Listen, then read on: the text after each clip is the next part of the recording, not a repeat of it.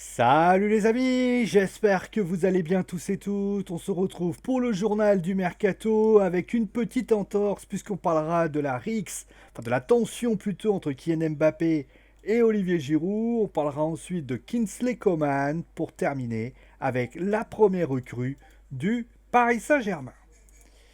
C'est sans doute le sujet le plus brûlant du côté de l'équipe de France. Vous le savez, Olivier Giroud s'est exprimé après son match contre la Bulgarie, où il avait marqué d'ailleurs 2 buts, et un journaliste lui a posé la question de pourquoi il était si discret devant les buts. Et agacé, le buteur de l'équipe de France a indiqué qu'il ne voyait pas les ballons arriver, donc forcément il y avait peu de chances qu'il marque.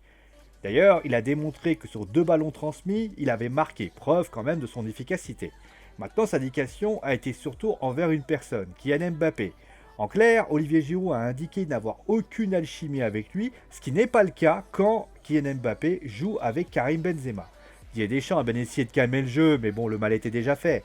En effet, l'équipe indique que le génie français de Stéphane Guy aurait peu apprécié les déclarations de son coéquipier, et les explications d'Olivier Giroud pour calmer le jeu ne l'ont absolument pas convaincu. A partir de là, Kylian Mbappé a demandé à Didier Deschamps de venir s'exprimer aujourd'hui. La requête a été rejetée par le sélectionneur. Bon, en tout cas, ce qui est sûr, c'est que cette polémique, la France, on s'en serait bien passé. On passe maintenant à Kingsley Coman. Il a été buteur décisif, rappelez-vous, contre le Paris Saint-Germain en Ligue des Champions, édition 2020, le Final 8. Kingsley Coman s'était imposé d'ailleurs cette saison aussi, avec la 5 buts, 12 passes décisives.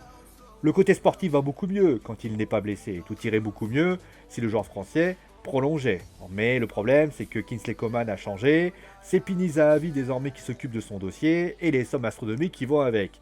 Et il vous suffit d'imaginer les salaires qu'il avait demandé pour Manuel Neuer, 20 millions d'euros par an, croyez bien. Et David Alaba a dû partir notamment à cause de ça.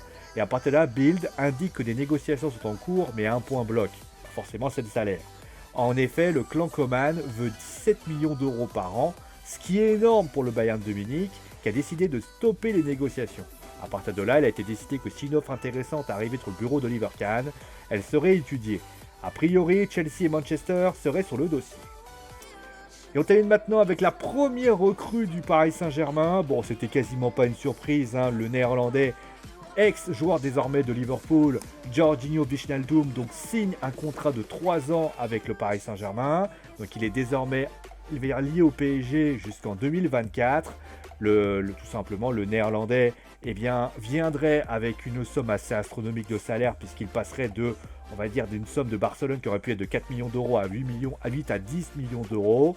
La visite médicale s'est très bien passée et en tout cas, c'est là donc la première recrue du côté du PSG. On espère peut-être une deuxième recrue, ça serait Gianluigi Donnarumma.